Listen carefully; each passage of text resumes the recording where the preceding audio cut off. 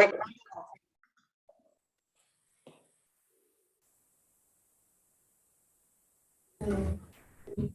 updates? Because I think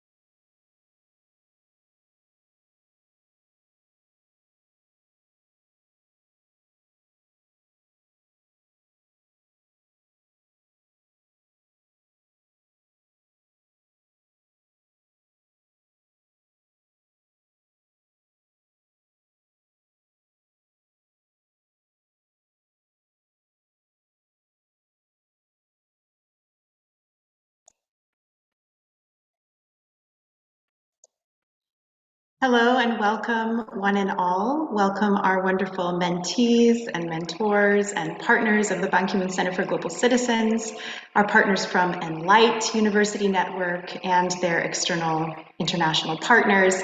Welcome to the closing ceremony of the Global Citizen Mentorship Program, Empowering Young Women Leaders in Global Health. My name is Julia Zimmerman, and I've had the privilege of organizing and guiding the implementation of this program alongside our Enlight partners over the past months.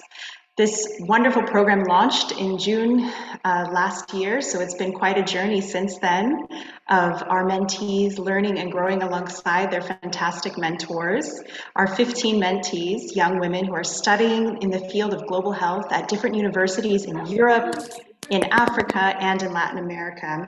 And the mentees and mentors actually come from 9 different universities, and I would like to name them now: the University of Ghent, of Groningen, of Göttingen, Bordeaux, Mbarara, Ibadan, Lomé, Cuenca, and Universidad Autónoma Metropolitana.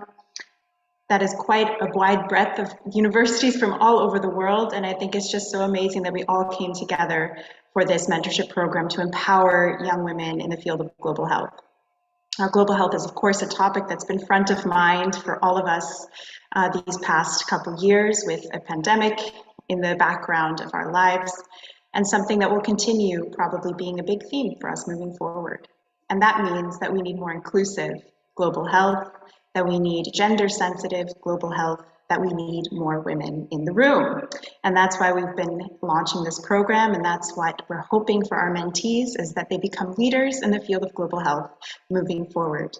And so with that, I'm very happy to share now that we have a great program prepared for you today. We have some celebratory remarks from our co-chair of the Ban Ki-moon Center, from our CEO of the Ban Ki-moon Center, and also from our dear Stephanie Debette from Enlight and University of Bordeaux. And then we'll have an overview of the program, followed by some key Sdg Micro Projects, some examples that we're going to share.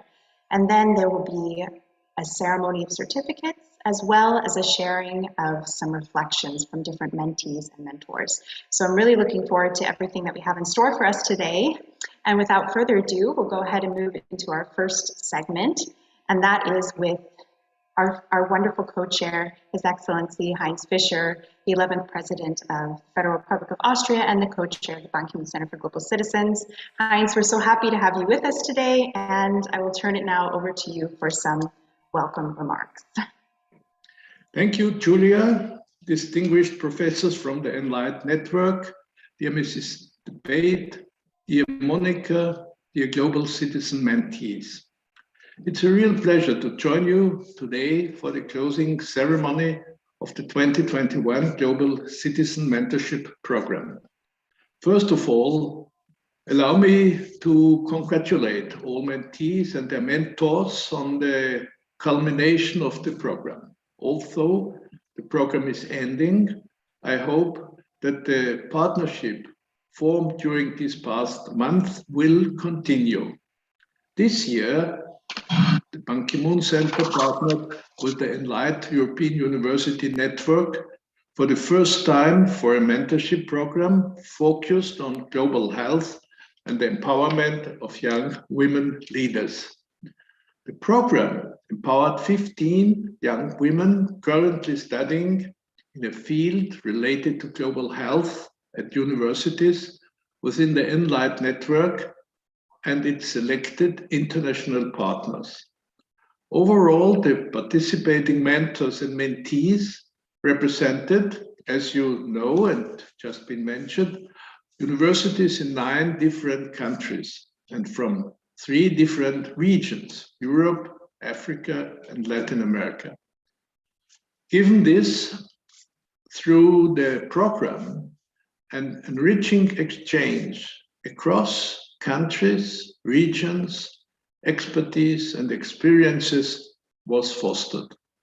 The mentees were nominated by their universities to take part in this special program due to their exhibited potential for leadership. Their training included one-on-one mentoring, peer-to-peer exchange, capacity building, and skills building for the implementation of the Sdg Micro Project, as well as networking opportunities. With the ongoing pandemic, global health has remained a key theme on our collective global conscience, and it is more essential than ever that we strive for gender equality in both health policy and practice. Women's voices must be included to ensure inclusive health policies. Only then will we be able to establish sustainable healthcare systems and contribute to achieving the SDGs. The mentorship program is very closely related to SDG 3 for good health and well-being. All 15 mentees implemented Sdg Micro projects related to Sdg 3 in their communities with the support of their mentors. The projects ranged from workshops conducted with sex workers in Lomé, Togo, to understand the violence they face, and conferences about sexual and reproductive health at the university in Cuenca, Ecuador, to an awareness campaign to support the mental health of healthcare workers in Germany and beyond, and a project to promote improved mental health and resilience among elderly persons in Karachi, Pakistan. These outstanding projects reached over 4,000 people directly in their communities. This is a really remarkable accomplishment. Congratulations. Dear mentors, I want to take a moment to thank each of you for your engagement during this program. Without your time, your energy, your passion, this program would not have been possible. Thank you very much. And dear mentees, looking at the numerous virtual activities that took place as a part of your program, I'm certain that all of you acquired crucial skills and knowledge to take back to your respective universities and communities. As you build your careers as leaders and change makers, I hope very much you will remember this program fondly and the connections you made. Your dedication, creativity, and innovative thinking truly gives reason for hope for a sustainable, just, and peaceful future for all. Dear participants, our mentees implemented Sdg Micro Projects that touched the lives of so many. This shows how powerful an individual can be when acting as a global citizen. Each year, we meet new cohorts of outstanding young changemakers and enlarge our alumni network.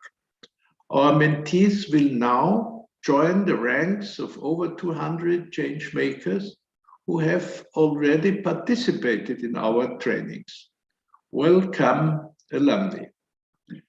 I encourage your mentees to stay connected to each other and to continue to inspire and empower one another, because only together we can truly achieve the SDGs. Congratulations once again to all participants. I wish you all an inspiring closing ceremony, good health, a lot of success, and I thank you very much for your attention. All the best. Thank you so much, Heinz, for these wonderful words. Very inspiring to hear, again, just all of the accomplishments that our mentees had during this time, and to take a moment to reflect on that. Next, it's my pleasure to introduce the CEO of the Ban Ki-moon Center for Global Citizens, Monica Frühle, for some additional congratulatory remarks. Monica, over to you. Thank you. Dear ladies and gentlemen, dear Enlight professors, dear Stephanie de Bett, of course, dear President Heinz Fischer, dear Julia, who has been behind the program. For me, it's a very special day because the mentorship program is now coming to an end. And I would actually encourage everyone who has bandwidth enough to switch on their cameras, to switch it on, because it's always lovely to see the faces and to connect on a, well, virtual personal level. Thank you so much for switching it on. I now see several of you. We are in difficult times, undoubtedly, and a mentorship program can only do so much. We are in difficult times because we are witnessing war, and not only in Europe quite recently, but also in Afghanistan, in Yemen, in many other places around the globe. And it makes my heart sink to see the misery and the hardship that is put on specifically particular groups. And here I include actually you as global health workers, because literally global health is at the forefront of all of these conflicts. It is tough to see that 70% worldwide of healthcare workforce, medical workforce, are women. And only 25% of decision-making globally is done by women. This is an imbalance that is striking. It is therefore ever more important that you, as young changemakers, as future or already present leaders, are making your voice heard, making your actions seen, and are doing your utmost to reach as many out there as possible. So we were thankful for your contribution in this journey, and we are hoping that we could assist by linking you up to leaders in their own rights, the mentors, in specific contexts. What you did literally was, you did what any global citizen should do. You spotted a problem in your community, you tried to find a solution for it, and you were brokering connections, developed the skills. Many of you already had the skills to put forward to actually make a change, and make a change for 4,000 people. I believe all of you who are gathered here today, you can be incredibly proud of having reached so many. And I bet that within your lifespan, you will reach a multitude of that, and you will have to. The COVID pandemic has shown us that no one is safe until everyone is safe, and that collaboration, particularly in the healthcare sector, is still lacking. So thank you from the bottom of my heart. for your dedication to that very theme.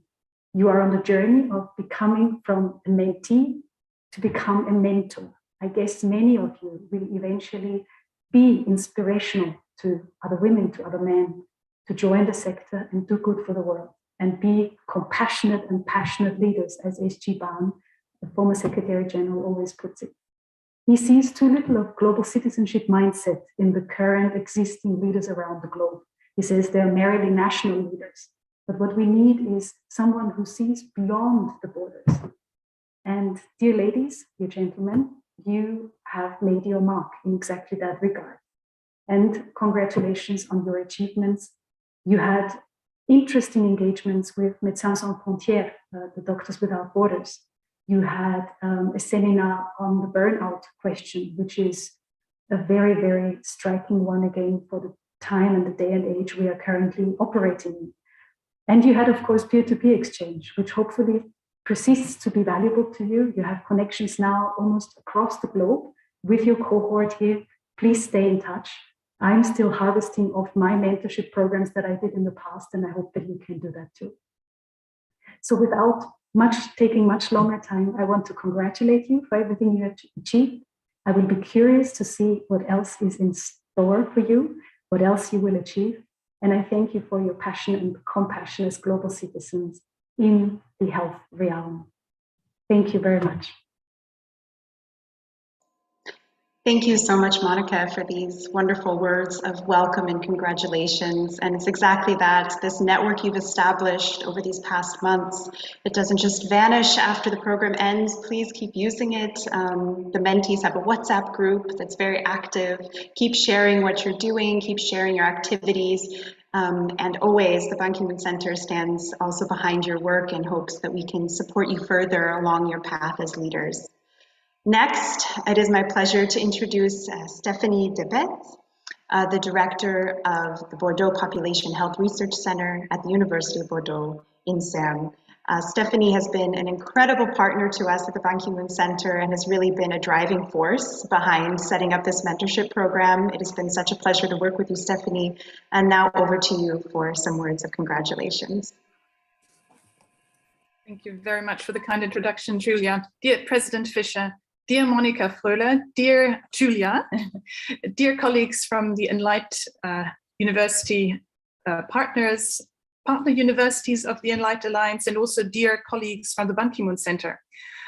It's really a great privilege, a great honor for me today to take part in this closing ceremony of this very first Enlight Ban Ki-moon Center Global Citizenship Mentorship Program that was dedicated this year to, as you heard already extensively, women leadership in global health. And before I say a few introductory words myself, I would really like to warmly thank President Heinz Fischer and CEO Monica Fröhler for their such inspiring introductory remarks. I think this is so important for our mentees and also our mentors to really capture the importance of what they have been doing through this program. And I am extremely grateful to you for that. Thank you so much. This is, so a few words, I'd like to introduce very, very briefly why this all came together and, or let's say how we came together and how this partnership arose. Very, very briefly, the Enlight Alliance brings together 9 research-intensive comprehensive universities within Europe, spanning from east to west and north to south of Europe. We like to describe it as such.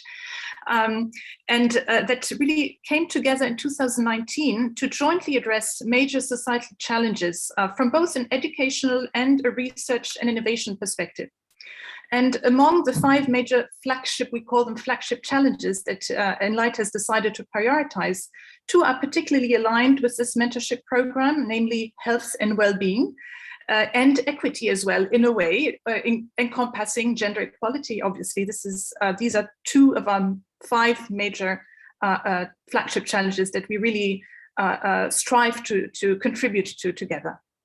And so we therefore have been extremely enthusiastic when the Ban Ki-moon Center offered to partner with us on this endeavor to promote women leadership in global health, pairing professors from Enlight universities as well as distinguished partner universities from Enlight, as was introduced in Africa, South America, and with talented young women students from around the world. Enlight has over the past, this short life of Enlight, I should say, greatly valued the already immense support provided by the Ban Ki-moon Center to our alliance. In particular, through CEO Monika Fröhler, who has inspired us and encouraged us through her very active participation in our external advisory board already. And of course, we would like to express our utmost gratitude to the co-chairs of the Ban Ki-moon Center. Of course, former President Heinz Fischer, former Secretary General Ban Ki-moon, for supporting this partnership throughout these few years.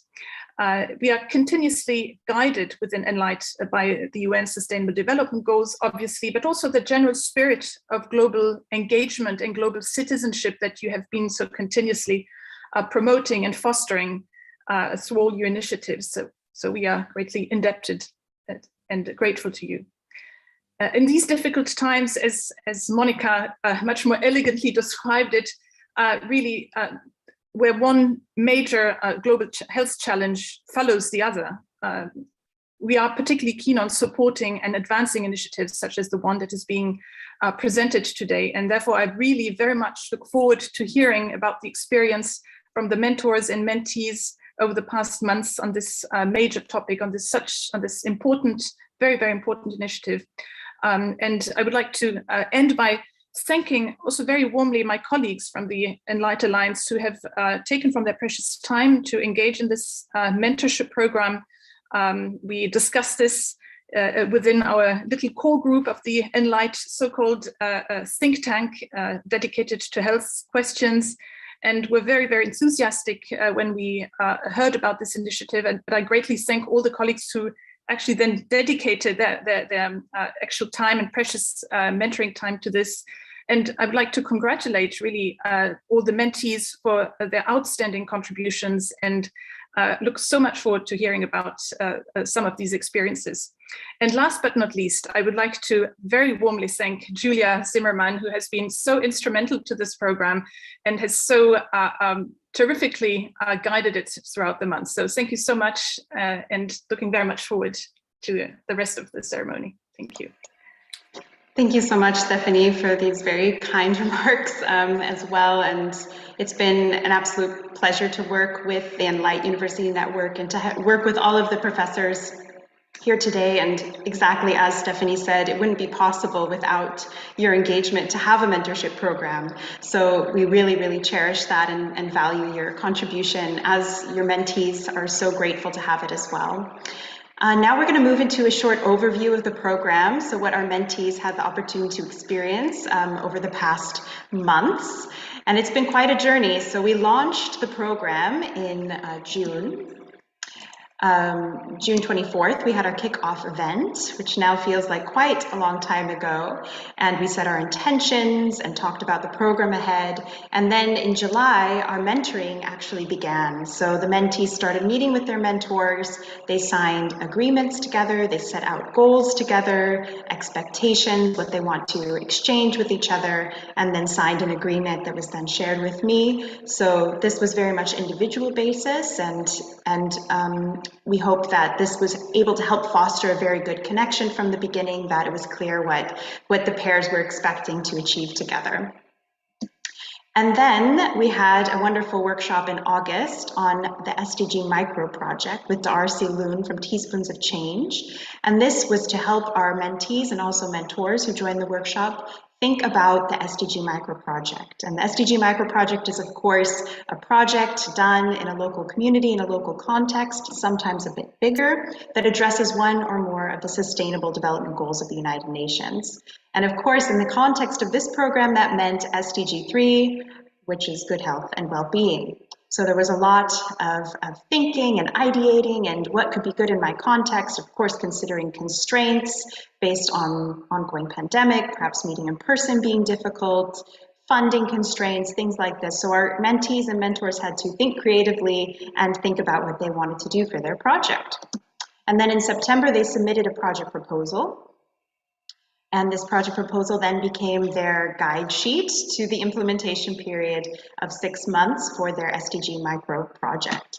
And during that implementation period, they're having regular mentoring meetings, one-on-one mentoring meetings with their mentor. and also having the opportunity to attend some expert workshops, skills workshops.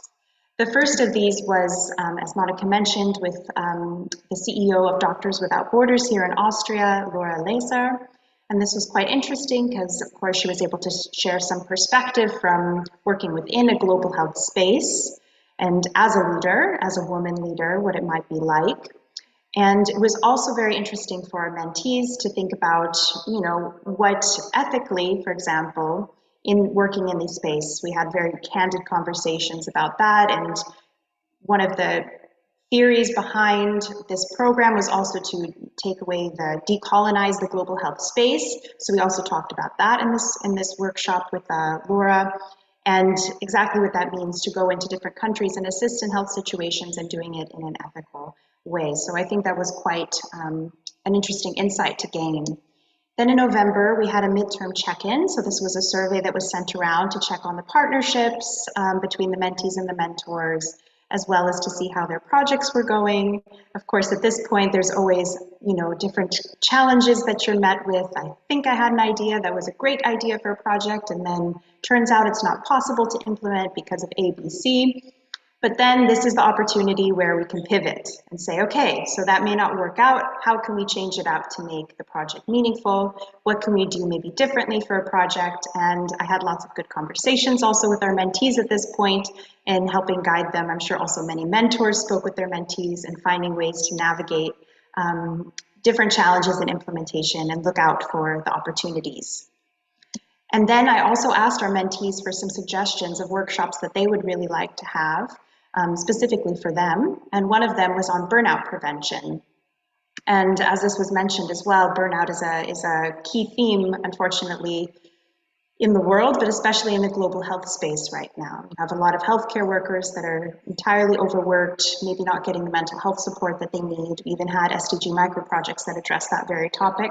So I think it was very interesting. We had this with Heather Vokush of Miss Sparrow, and she basically presented a model for burnout and then the different places on the journey of becoming burnt out where intervention can be had to change it. And we also talked about the idea that perhaps it's not all on the person to change their situation with burnout, but also on the systems we're in. So not only does a person maybe need to exercise more or eat better or take more rest, but systems also need to adapt to accommodate individuals so that this doesn't occur at the rate it's occurring. So this was a very interesting workshop, and I hope quite useful for our mentees to think about it in this way. We also had a workshop, and this was also requested by our mentees, to have some public speaking exposure and project pitching, and we'll actually hear some of the project pitches shortly as videos as a part of this.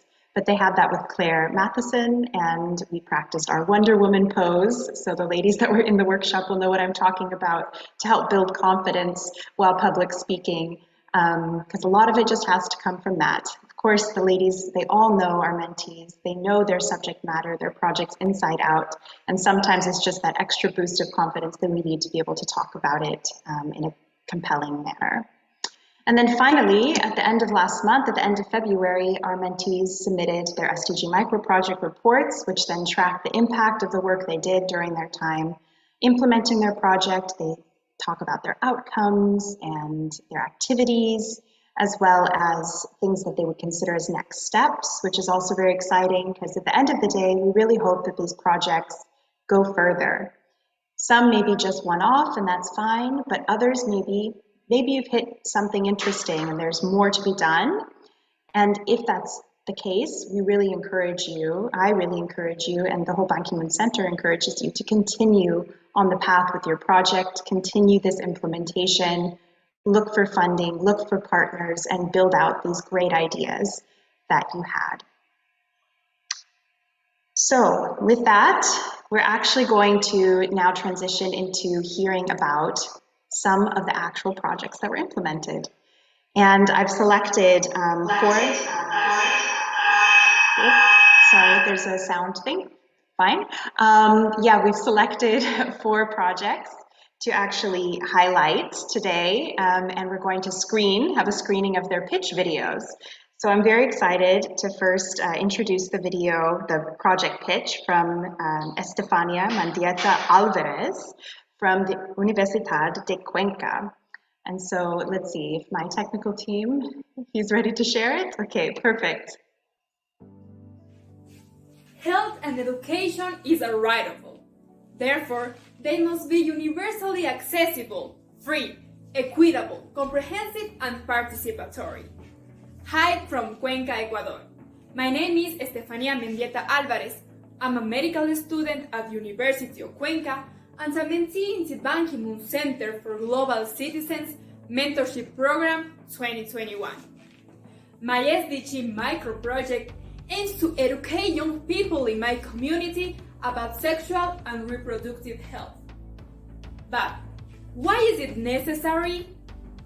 Sexual and reproductive education is still a taboo subject in the environment where I live, and it's not spoken openly and freely. As a result, young people are embarrassed to seek answers to their questions, or worse, seek information from unreliable or inadequate sources. Misinformation is extremely dangerous because it leads to confusion and poor decision making, which in the case of sexual and reproductive health can lead to undesirable biological, psychological, and social outcomes such as not understanding how to spot abuse, unintended pregnancies, sexually transmitted diseases, and plenty of other issues. It can be challenging to begin to shatter these taboos and provide information to young people, but it is not impossible. With effort and collaboration with those who have the same goals, the objectives can be met. We need to find mechanisms that adapt to the circumstances of young people so that they are not reluctant to participate in the process. One way to do this is through social media and anonymous surveys. How it works? My micro project has 8 steps. 1. Advertise on social media that information on the issue will be offered and ask to complete an anonymous survey. 2. The young people voice their concerns in the survey. 3. Organize these questions into themes and categories. 4. Choose a certain topic. 5. Reach out to a specialist who assists with the information. 6. Share the information via social media. 7. Check to see if the information was understood through an end-of-session form. And 8. Repeat the process. As a next step in improving this process, I'm developing a social media site called Así es Más Rico, which will greatly assist me in meeting my objectives and taking my micro project to a higher standard. I'd like to express my gratitude to all of the program's participants who support and encourage me throughout the process.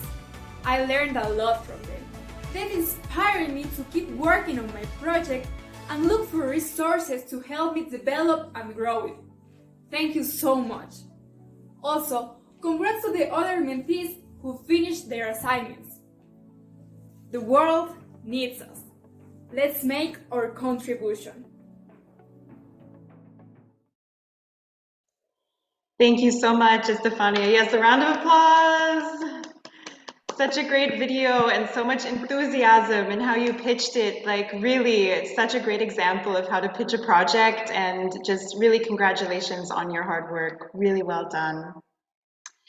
We have a few more videos to share as well. So next we're going to see from Isabel von Polenz from the University of Göttingen. Healthcare workers are under enormous pressure, which is due to their physically and mentally highly demanding work and working environment. Although improving their patients' conditions and saving lives can be seen as highly rewarding, the jobs can also come with downsides, responsibilities, and hardships. Studies have shown that there are numerous challenges which healthcare workers face on a daily basis. These include heavy workloads, time pressure, work in shifts, moral conflicts, and lacking social support, which can lead to burnout, depression, anxiety, sleeping disorders, feelings helplessness, and other diseases that are due to physical and mental exhaustion. This is a worldwide phenomenon, although healthcare systems have varying numbers and resources of healthcare workers. The situation for healthcare workers has worsened during the pandemic, and the lack of protection, reasonable working hours, and energy has become obvious more than ever before. However, there still remains a lot of stigma, even in the healthcare setting and among healthcare workers. This means a major barrier to accessing treatment and leads to healthcare workers themselves not seeking help in the case of their own mental issues. It is crucial that mental health problems are taken seriously but not stigmatized and treated early on. Help But Care was created to raise awareness for healthcare workers' struggles and situations. It aims at informing everyone who visits the site, where it shares stories of healthcare workers and their mental issues, and the vision is ultimately to destigmatize mental health problems among the healthcare workforce and the public, hopefully leading to more treatments and policy enforcement. How does it work? Are you a healthcare worker or know someone who is? Simply fill in the form and choose by yourself if you want your story to be shared by your name or anonymously, if you want to share a whole story, a quote, a picture, or a piece of art. Maybe there's also a coping strategy you want to share with others who are in the same situation. The postings are public and can be accessed via instagram.com/healthbutcare. Please share and contribute on Instagram or by using the forum and email messages. Thank you. Thank you, Isabel, for your project. Congratulations. Yeah, very well done. And I believe it's still possible to participate. So Isabel, if you want to drop the link for others that would like to maybe spread the word still and participate in the survey, please do. And you can also drop the link for your Instagram account. Okay, great. Next we have a video from Ida Zida. This is her pitch. She's from the University of Lomé. In recent decades, we have seen the emergence and re-emergence of viruses responsible for outbreaks such as Zika, dengue, chikungunya. My name is Ida Zida. I'm a Ban Ki-moon Center for Global Citizen Scholar 2022. My Sdg Micro Project is about epidemiology of arboviruses in Togo. Arboviruses are viruses transmitted via bite of a blood-feeding vector such as mosquitoes. These vectors are responsible of dengue, yellow fever, Zika. Dengue is a viral infection responsible of fever or hemorrhagic fever in severe cases. This disease is the cause of 4.2 million cases in 2019 year and 10,000 deaths per year. Yellow fever is endemic in tropical countries, and there were 60,000 yellow fever deaths in Africa. In Togo, a West African country, about dengue, few studies have been carried out and routine diagnoses do not exist. Also, for yellow fever, there are not studies estimating prevalence of disease and immunization coverage.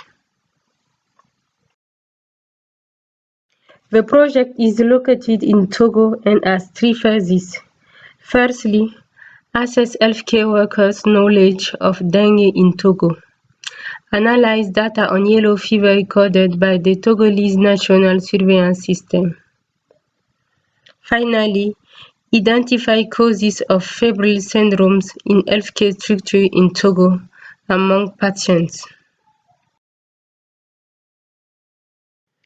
The aim of this project is the identification and description of arboviruses of human importance, such as dengue yellow fever in Togo.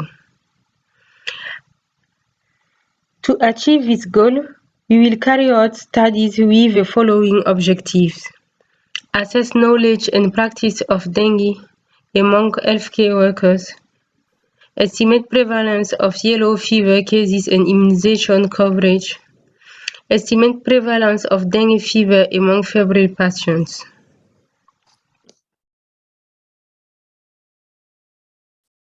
For each stage of the project, there were related activities which were a survey to assess healthcare workers' knowledge of dengue.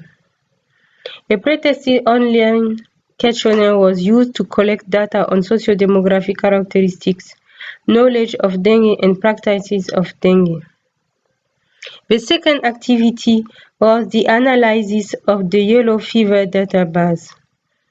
A collection of data from the National Institute of Hygiene database was carried out for the period from 2010 to 2020. The last activity is identify causes of febrile syndrome in healthcare structure among patients.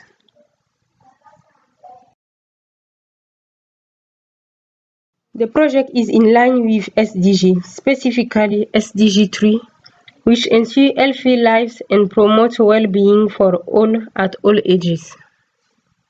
Specifically target 3.3, which provides by 2030 end the epidemics of AIDS, tuberculosis, malaria, and neglected tropical disease, and combat hepatitis, waterborne disease.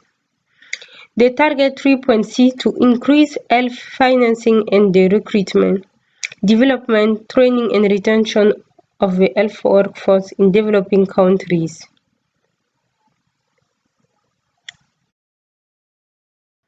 At this stage of the project, we have some outputs. 334 healthcare workers answered our questionnaire. From the results, an article entitled Knowledge Practice among Healthcare Workers regarding dengue in Togo has been written. Another paper titled Estimation of Yellow Fever Prevalence and Immunization Coverage in Togo between 2010 and 2020 has also been written. 11 healthcare structures selected and 100 dengue RDT were sent to each lab. At the end of this project, we will observe an increasing number of healthcare workers with knowledge of arboviruses, and implementation of new protocols, investigation of causes of febrile state. An increasing number of health structures with dengue, RDT, and yellow fever ELISA tests. Strengthening steps are planned to ensure that the project is sustainable. The aim will be to equip all the laboratories in Togo, train health personnel in the use of these tests, review the algorithm for the care of febrile patients, develop a vector control strategy, start entomological surveys. Thank you. Thank you so much, and congratulations to Ida on this really quite intensive research-based project that I know she worked very closely with her mentor from University of Bordeaux on. This is so important to deal with these viruses and to actually find a way to meaningfully equip societies to be able to handle and deal with them. So I think this very technical work is so needed, and to have strong women leaders like Ida working on it is just so encouraging to me. And last but not least, we have the video pitch of Shireen Vamani, and Shireen is a student of University of Ghent. Over to Shireen's pitch video.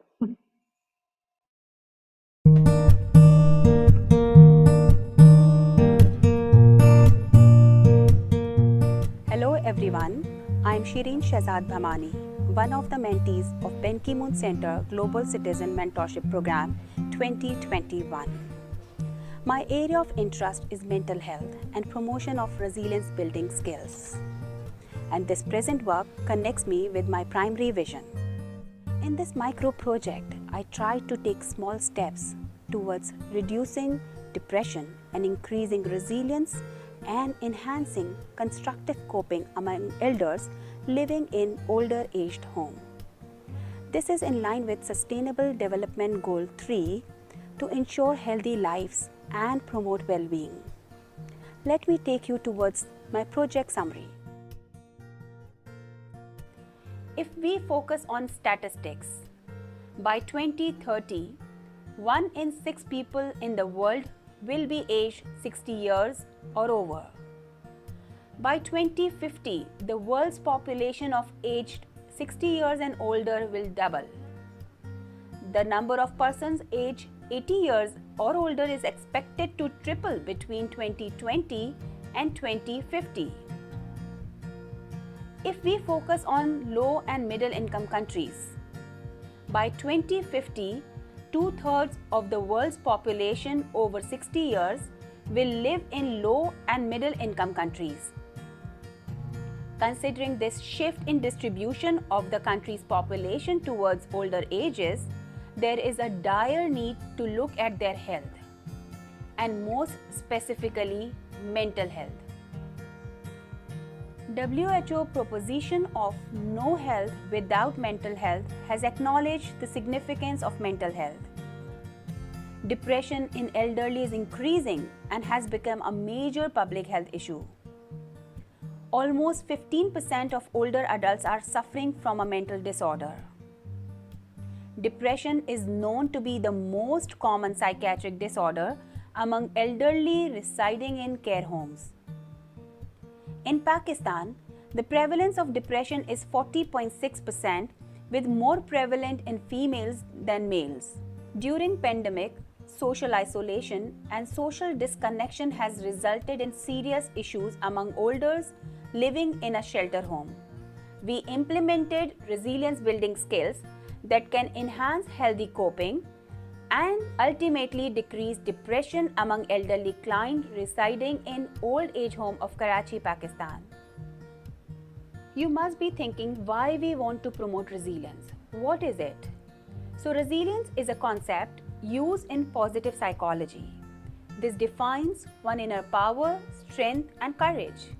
The people with high resilience are more calm, satisfied, and relaxed. Resilience is adversely proportionate to depression, anxiety, and other mental health issues. However, according to our limited knowledge, no intervention was available that could enhance resilience coping strategy among elderly clients. As part of our project activity, we conducted 2 days training with them that were centered around resilience building theme. There were 2 major concepts we tried to cover and we tried to promote. One was expressing humanity and the other was foster optimism. On day 1, there were 2 activities that were done with the older adults. The first one was done to promote the sense of gratitude. They were asked to pen down their blessings in their gratitude jar and share with others as well. So it was a source of reminder to them about their blessings and how much they are grateful. On the same day, we also did another activity that promote or internalize the spirituality and humanity concept. It was done through stories with the flashcards. So the stories were around the power of faith and trust, and the concept of humanity and helping others were also promoted. On second day, we did 2 more activities with them. The first one was to foster optimism by reminiscing good moments. They recalling funny and good moments from their past increases the positive emotions and hope. Questions were like, what did you like to do as a child? Which movie or song you love the most? They even sing the song with us.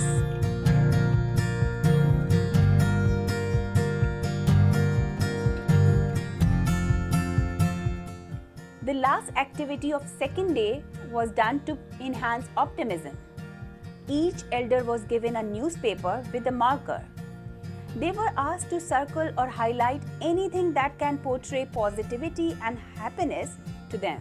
It could be a picture of a nature, a child, a happy family, or any positive word. So engaging with them in several activities that targeted to promote resilience, we have noticed that we were able to bring a smile on their faces.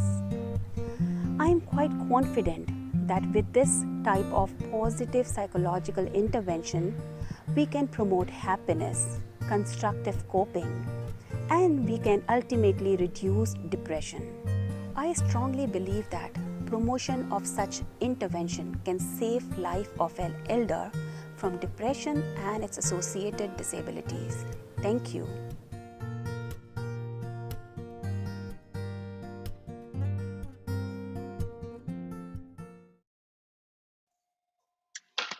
Applause for Shireen. What a fantastic project. I don't know about you, but I just felt so much joy watching that just now, and just especially in times like these, it's really sometimes the simplest things of just expressing humanity with each other, practicing gratitude, circling things that make you happy that just can make such a difference in someone's day, and just the way you go about it with such a graciousness and light. I think we're all really inspired by that. So thank you, Shireen. And for another person who is inspired by working with Shireen and who Shireen was inspired by, I'm very excited now to introduce our next speaker for a reflection from a mentor, and that is from Prisha Adiomo, a professor from the University of Ibadan, who also served as the mentor for Shireen on her project. And I heard just wonderful things about this partnership, and I can't wait to hear from you too, Prisha. So over to you.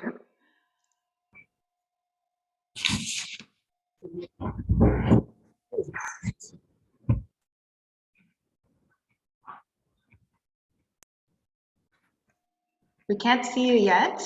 Do you have your video and sound on? Thank you very much, Julia. Good afternoon. I must apologize upfront that I have a very erratic network here this afternoon, and I hope you can hear me. You cannot hear me? We can hear you well. Okay, let me remove the video.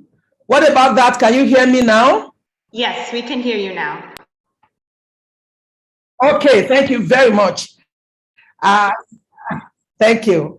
Let me apologize upfront for a very epileptic network this afternoon, but I'm glad that you can hear me. I am super excited to be with the fantastic mentees who have willed and navigated their way through this mentoring program. I want to start by appreciating the initiator of this.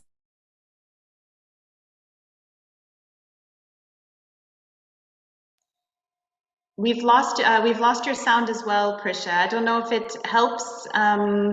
You've already turned off your video, so let's see. Maybe you can try disconnecting and reconnecting, and we can great and wonderful idea. And to all who have made it happen, and I want to thank all of you.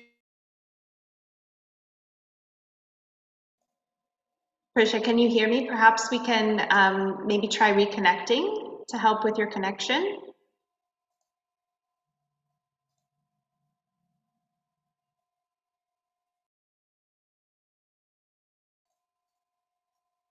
Okay, in the meantime, while Prisha hopefully is able to reestablish her connection, we'll go ahead and maybe switch to our second mentor who is here to share a reflection today, and that is Professor Rina Knuff of the University of Groningen, who was Elizabeth Okoye's mentor for a reflection. So Rina, if you would be able to, over to you. Thank you.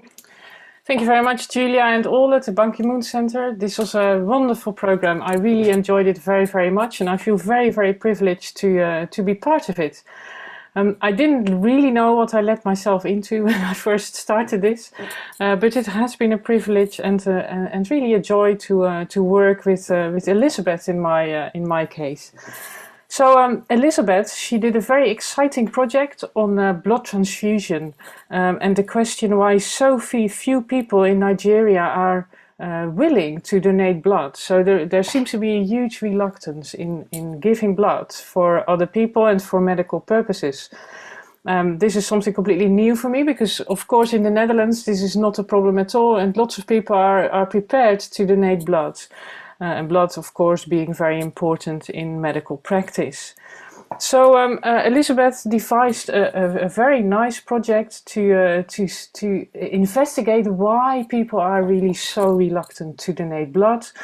with the purpose, of course, to debunk all these hesitations and all these myths that are probably associated to blood donation. Let me tell you about myself. I'm a medical historian and I teach health and humanities at the University of Groningen. And I do that from the perspective that health is not only a medical issue, but probably even more a political and a societal and a cultural issue. And this project to me was really interesting because I expected there to be a lot of cultural issues involved, in particular in blood, because as a historian I know that blood has often been associated with spiritual kinds of associations, religion, you name it. So I talked about this, of course, with Elizabeth, and she said, no, maybe it has to do with money. And I just couldn't believe it. I was saying, no way, this must be something cultural. But nevertheless, I decided it's her project. She is in Nigeria. She will know better than me. And she did. So she did this wonderful survey. And she also included some of the cultural issues that I thought were important.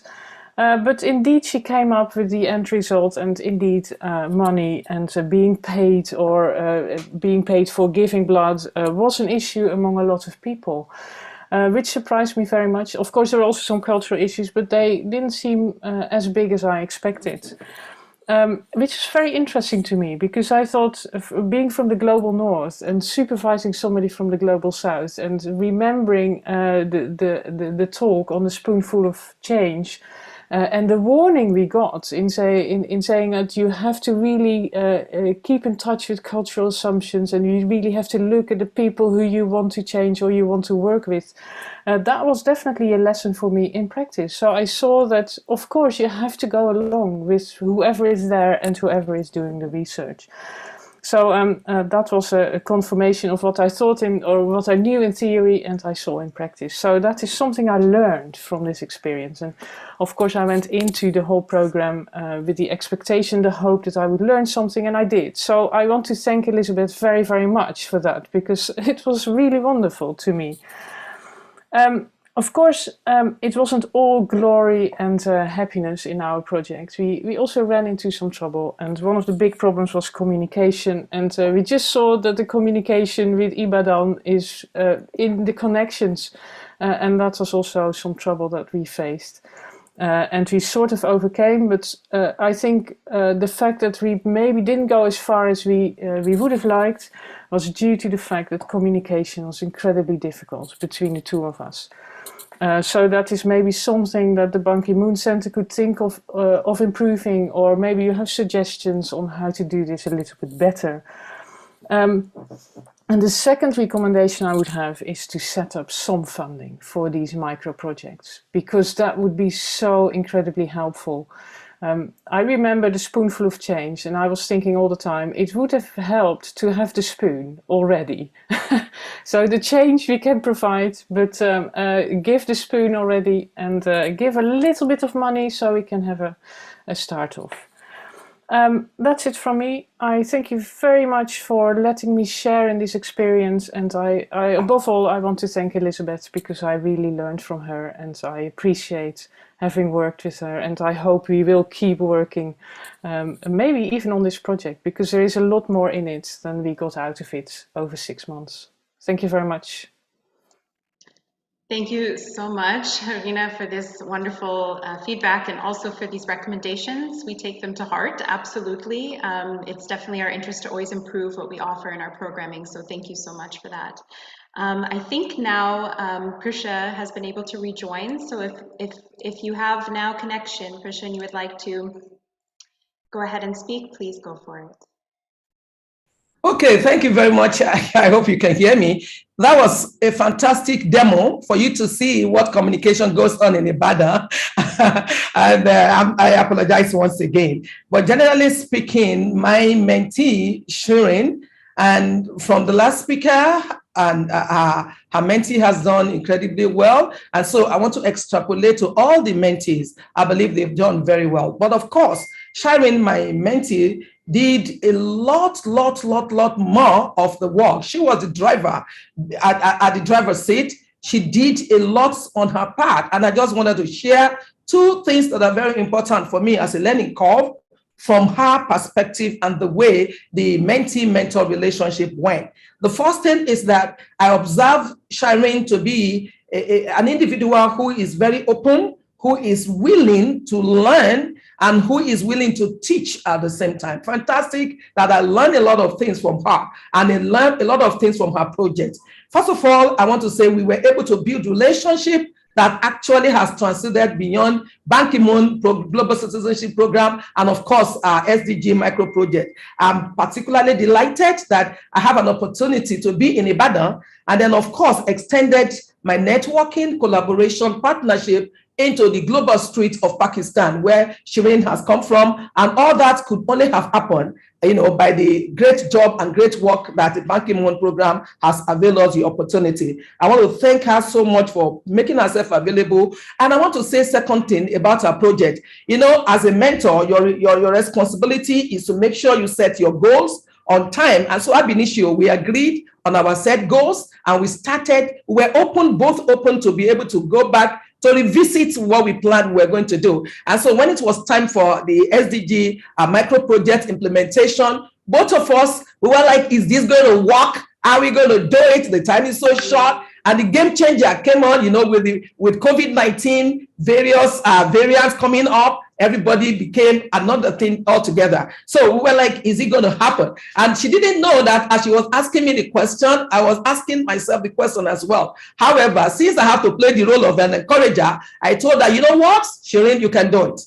And I can assure you, you are going to do it. So what do we need? Let's meet. Let's really strategize and let's go this way. And it worked for both of us. So I'm really, excited that today she's graduating along with the other 14 mentees who have participated in this program. I also wanted to say that for me, my professional actualization actually took place during this program. I had the opportunity for growth and development because both of us are in the same discipline. I've had opportunity to mentor people from other professional programs, but to have a mentee from your own professional program is fantastic.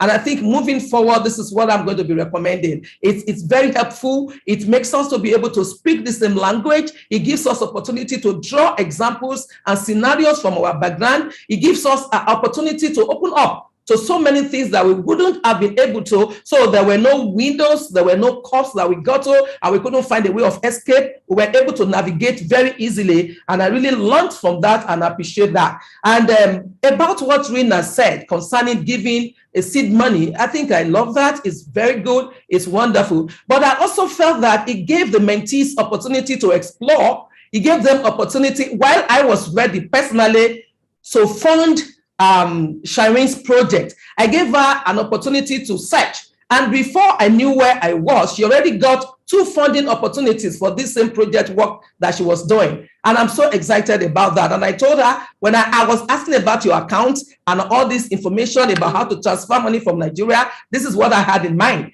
But now you have told me this, and this is wonderful. And so I really want to appreciate also the funders of our project, which is really wonderful. We talked about, reducing depression, increasing resilience, and healthy coping among other people. This is fantastic for me as a Nigerian. Our system in gerontological nursing is a little bit different from what she presented. And so I learned a lot, from that project that she conducted. So I just want to say in a nutshell, as a nurse and as a medical sociologist, that the society is our laboratory, and to have a colleague, a partner as a mentee has been fantastic. Congratulations to you, Shireen, and congratulations to every other person. Thank you.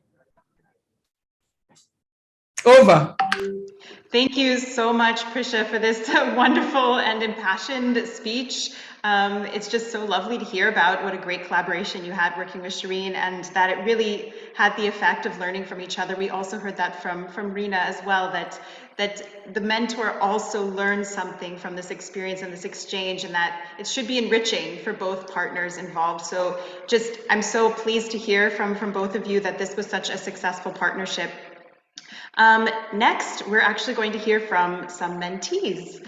And the first one that we're going to hear from is the lovely Danielle Fernandez. And Danielle is a student at Ghent University, and her mentor was Professor Sepida Yosefzadeh of Groningen.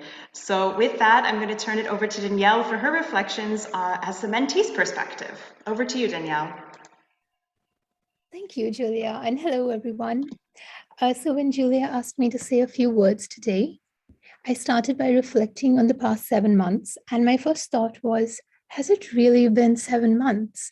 Because this time has just flown past, and I think my fellow mentees will agree with me, especially when it came time to wrapping up our projects and submitting our reports. But on a serious note, while I was reflecting, there was one central theme in my experience that stood out to me, and that was about opportunity. So I'd like to speak on that a little bit. Before starting the mentorship, I was developing an interest in the topic of decolonization in global health. At this point, I just had a few half-formed ideas with no concrete plan of how to put this into action. And quite serendipitously, I was nominated by my university professor, in fact, by Olivier, who's here with us today, to join the mentorship program. And it lined up so well and gave me the perfect opportunity to explore this interest through a micro Sdg project. And it's been quite a roller coaster. I've spent the past 7 months networking with people in my university. I've also set up a student working group where together we are trying to address this topic. And I've been researching points of intervention where we can introduce change in the master's program that I'm following. We've come up with a number of interesting recommendations for the department, but my work hasn't finished yet. I've also received some funding to take the next step of my project, which will be continuing on. Here I'm hoping to sensitize university personnel and students, and also have a little workshop where we can work together to co-create recommendations for the department. And I have to say, even though I have some way to go, I feel that the mentorship gave me the little push that I needed to start this journey.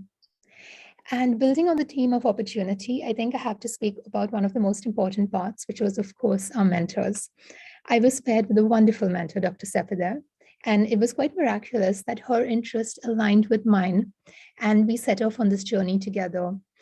And she really broadened my horizons. She introduced me to a lovely bunch of like-minded individuals at her university in Groningen, and got me involved with some other interesting projects that also related to my work really well. So again, the mentorship really opened doors for us and gave us some marvelous opportunities to broaden our networks.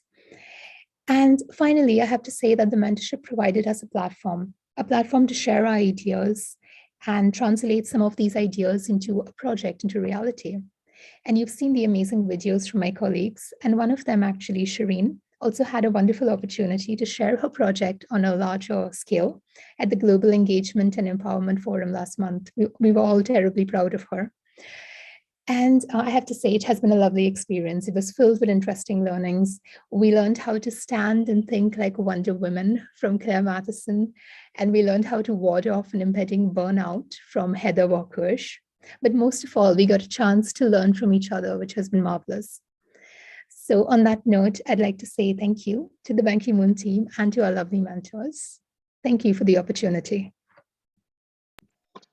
Thank you so much, Danielle, for this wonderful reflection and for also sharing about the exciting news about your project getting funding and getting to carry it forward. This is really so fantastic, and just congratulations to you in continuing that work, because it's so important, and reforming even the education system and how we teach about global health is just, it's so great that you're working on that. Next, I'm going to introduce another one of our lovely mentees to share a reflection about her experience. And we already heard from her mentor, but we're going to hear now from Elizabeth Okoye from the University of Ibadan. Elizabeth, I hope you have a good connection. I see you there. So over to you for some reflections on your experience. Hello, everybody. It's actually good to be among great minds today. I'm grateful to the organizers and Julia especially for giving me the opportunity to share my reflections on my experiences during the program.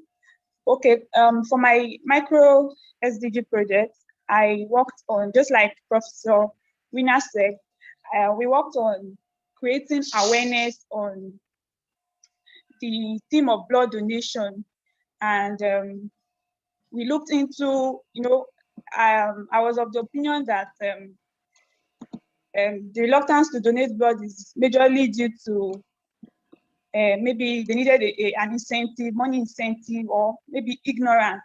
But my wonderful mentor, Professor Rina, she encouraged me to take a survey to actually determine the reluctance. Like, we wanted to know what exactly, like, she wanted us to like take the survey to actually carry out, to find out what exactly were their reasons. And I discovered this was actually helpful because we were able to discover some reasons beyond ignorance and even incentives. Some people had other reasons, and they knew that there was a need to donate blood. They probably wanted to donate, but they had some limitations that kind of came in between them and donating blood. And this actually helped us when we were creating the awareness, and then we're able to like address some of these issues, and those that were very untrue, we debunked them and all that. Okay, so this has actually taught me that before I carry out a project, I need to address the grassroots of the issue. So I don't generalize, I don't address a project from the bigger picture. I need to break it down. And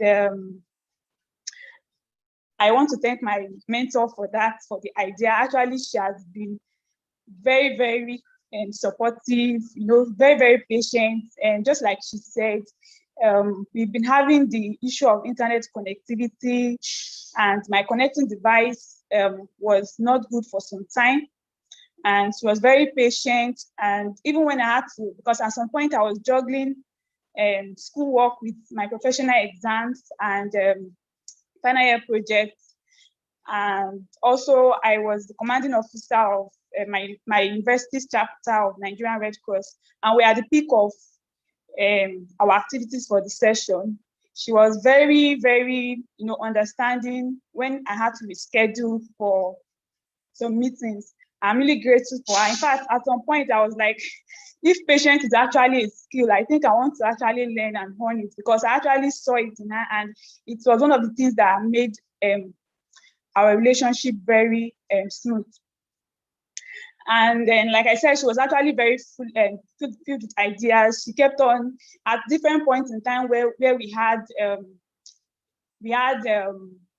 setbacks, especially the issue of funding and all that. She was eager to, she was giving ideas that could help us. Like, she, at some point, she was breaking the project because we had a different project entirely in mind. And at some point, we just had to like start adjusting it and all that. And it was due to her, the ideas that she put forward. I'm really grateful to her. And then she was also very good at setting timeline. Okay, she'll be like, by our next meeting, so date, this is where we want, this is what we want to achieve. This is, so I've also been, that is something actually, should I say, that is also a take home for me, because she was able to help us to set boundaries, and those boundaries, I should say, were what actually helped the completion of this project. So I'm very grateful, and I really appreciate our support during the time of this project. And I also want to thank other mentees. I especially want to give a shout out to Shireen. She has been somehow a source of inspiration to me, and I checked her out on social media, and also to other mentees. Actually, the interaction, the questions during our workshops and seminars, I've actually gotten a lot from me. So once again, I'm saying thank you to everyone, and especially to Julia too, for the checkups and everything. So thank you so much, everyone. Thank you, Elizabeth. Thank you for sharing about your experience as a mentee. And yeah, it doesn't come without challenges when you're working across time zones and countries with different access to internet connectivity, etc. So it's good that we learn how to adapt, right, in different scenarios, and how to be flexible. And it's, you know, very good to learn also our patience with each other is wonderful. I'm glad that that's something you also noted you wanted to work on for yourself. I think we all can work on this as well. Great. Now that we've had some insights shared by mentors and mentees, we've come to the point of our program where we're going to honor all of our mentees for their contributions and towards the Sustainable Development Goals, and we're going to honor their Sdg Micro Projects. So with that, without further ado, we will go ahead and get started. First, we want to honor Cecilia Dumar of the University of Bordeaux. Cecilia was mentored by Professor Anita Krishko from the University of Göttingen, and her micro project was Mind Your Business. Mind, your business. It was a photography project on mental health as well. So congratulations, Cecilia, on your accomplishments. You will receive an email from me, but you also will get your certificate of achievement. Thank you so much for your engagement during the program. Round of applause. We'll have to do this for a number of times, but we'll do a round of applause for everyone. Next, from Danielle Fernandez from Ghent University, who we just heard from. Also, her professor was Sapida Yosefzadeh, University of Groningen, and her Sdg Micro Project was development of a decolonization framework for global health academic institutions. Congratulations, Danielle, well done. Next, we will honor Elizabeth Okoye from University of Ibadan, and her professor was Professor Rina Knuff from University of Groningen, and her Sdg Micro Project was Demystifying Blood Donation, What's True and What's Not. Well done, Elizabeth. Next, we are honoring Estefania Mendieta Alvarez from Universidad de Cuenca in Ecuador. And Estefania's professor was Tiago Otero from the University of Göttingen, and her Sdg Micro Project was Conferences about Sexual and Reproductive Health in Students of the University of Cuenca, enrolled in the period September 2021 to February 2022. Congratulations, Estefania. Next, we will honor Hebatala, or Heba Abdelrazol from University of Göttingen. Her professor was Professor Mayowa Owarlabe from the University of Ibadan, and her Sdg Micro Project was Together for a Better Parkinson's Care in Nigeria. Congratulations, Hebatala. Next, we honor Isabel von Polentz from the University of Göttingen, and her professor was Valentina Gallo from University of Groningen. Her Sdg Micro Project was Health But Care. Congratulations, Isabel. Next, we will celebrate Lea Lemke from University of Groningen, her professor Fifonzi Gebesor from University of Lomé, and her Sdg Micro Project Parkrun Leeuwarden. Congratulations, Lea. Next, we will honor Leslie Alcoff from the University of Bordeaux, and her professor Ines Kegnat from Ghent University. Her Sdg Micro Project was Instagram, Health and Sex Positivity. Congratulations, Leslie. Next, we honor Lucy van Hout from the University of Bordeaux, who worked with Professor Sohaila Abedu from Ghent University. And her Sdg Micro Project was Dietary Supplement, a food podcast. Congratulations, Lucy. Next, we celebrate Maria Belen Tierrato from Universidad de Cuenca. Her professor, she worked with Professor Olivier de Gaume from Ghent University, and her project was adherence to the Papa Nicola test, so the PAP test, in female patients of reproductive age attending the healthcare center in her area. So congratulations to Maria on her accomplishments. Well done. Next, we honor Ekima Yvonne Muriel Nabukura from University of Lomé. Her mentor was Aurelia Vicere from the University of Bordeaux, formerly and is now a new university. And her Sdg Micro Project was Violence Among Sex Workers in Togo in 2021. Congratulations. Next, we honor Paulina Kellersman from the University of Göttingen. Her mentor was Jose Alberto Riviero Marquez from the Universidad Autónoma Metropolitana. And her Sdg Micro Project was increasing awareness of a domestic violence hotline in Georgia. Well done, Paulina. Next, we honor Shireen Vamani from Ghent University, whose mentor was Prisha Adiomo from the University of Ibadan, and her project Reducing Depression, Increasing Resilience, and Healthy Coping Among Older Adults Living in Old Age Homes. Well done, Shireen. And I believe this is our last but not least is Zida from University of Lomé. Her mentor was Joanna Orn-Gleeman from the University of Bordeaux, and her Sdg Micro Project was epidemiology of arboroviruses in Togo. Congratulations, Ida. And with that, we've come to the end of our celebratory ceremony, our virtual certificates, all of the things that we had planned to go through today. And we've reached this end where we will have some closing thoughts. And I just thought this would be a great opportunity for everyone to just turn on your cameras. Maybe we remove the spotlight and just we can all see each other really well. And if there's anyone that wants to share any closing thoughts, maybe I'll turn particularly maybe to Monica first, our CEO, to see if she has some closing thoughts to share with us. Well, ladies and gentlemen, I hope that you're as proud as I am. This is a wide variety of beautiful projects that have now taken ground. We hear you on communication being tricky. We hear you on microgrants being definitely an amplifier that is needed in the future. We are working on that. With us today is Kate Landon, who is our fundraising specialist in the US. I'm afraid that I can't promise it for your cohort anymore, but we are definitely working on making it possible that microgrants become more and more available to ready for investment projects. But what I can grant you is that some of your programs hopefully will take manifestation in something that we believe will be a catalog of sorts that can be suggested to donors eventually when we are ready to do it. And it will still probably take a year of developing time, but I hope that some of the micro projects will still be up and running and are ready for investment and might be included in that catalog. So we are working on it. We are seeing or trying to find ways of actually generating grants and are hopeful that some of it might be able to scale.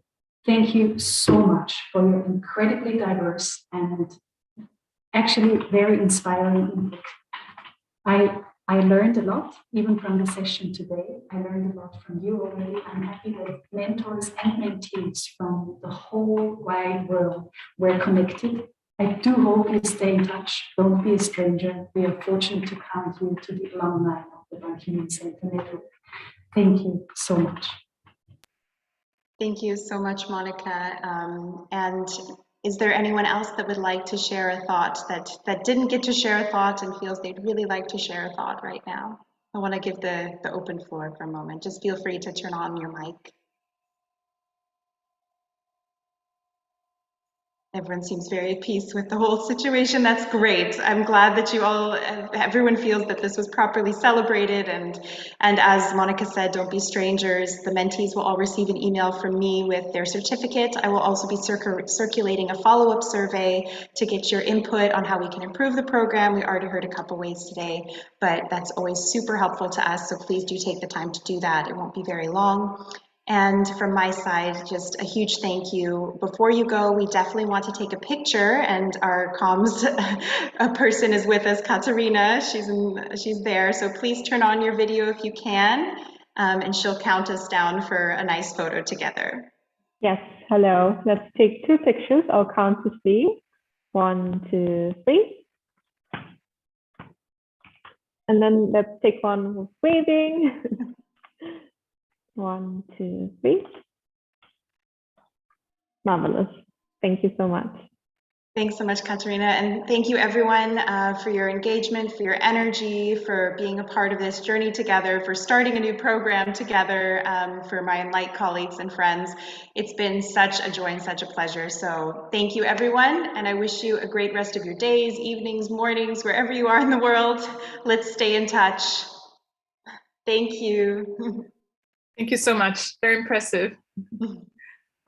Congratulations.